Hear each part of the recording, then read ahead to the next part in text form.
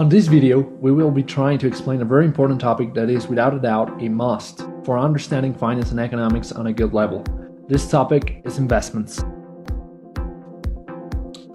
An investment is an asset or item that is purchased with the hope that it will generate income or appreciate in the future. It continues. In an economic sense, an investment is the purchase of goods that are not consumed today but are used in the future to create wealth. In finance, an investment is a monetary asset purchased with the idea that the asset will provide income in the future or appreciate and be sold at a higher price. Now that we have a good idea of what investment is about, let's set some of the investment objectives. Safety.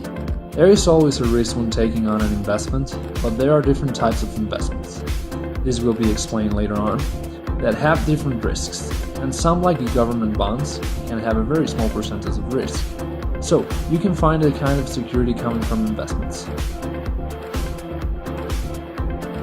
Income, which is the actual money you make out of the investment.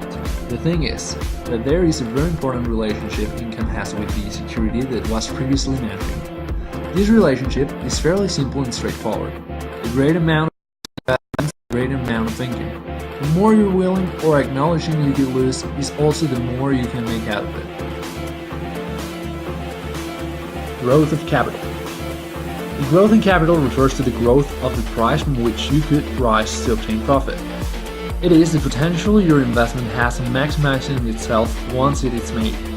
Since the objective is made mostly for long-term goals, you must wait on income, which can be gained quickly. Now that we have established the objectives, we can move forward to the types of investment.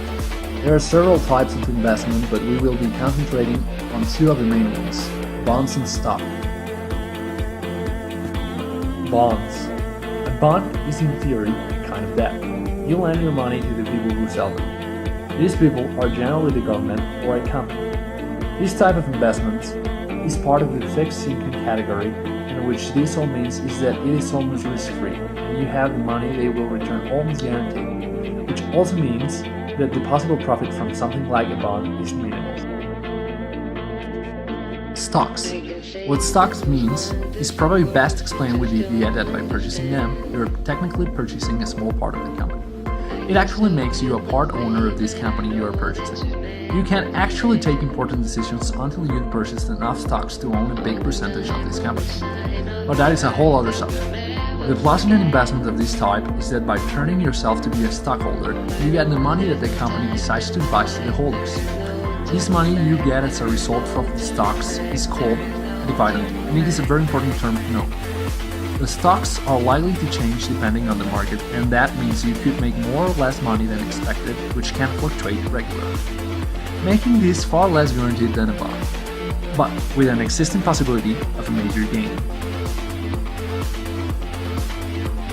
The next topic we'll talk about concerning investment is how to assess an investment. What the assessing allows you is to evaluate if the investment in question is actually the best option or even an option at all for you. There are three main elements that here we will take as some kind of steps in the manual on how to make an investment. These are: payback period. It basically means when will the investment have any kind of payback. Let's call it the amount of time it takes to prosper. Depending on your plans and what you want to do with your investment, the payback period may vary. Average of return. The average of return is the average of money that the investment will return to you. If the payback period is the time it takes, the average of return is the amount it returns. Very easy to assess because you can analyze the actual amount the investment in question is offering. Net present value. The net present value refers to the difference in value of the return. In other words, this tells us whether the change in the return value is going to be covalent enough for us to actually make an investment.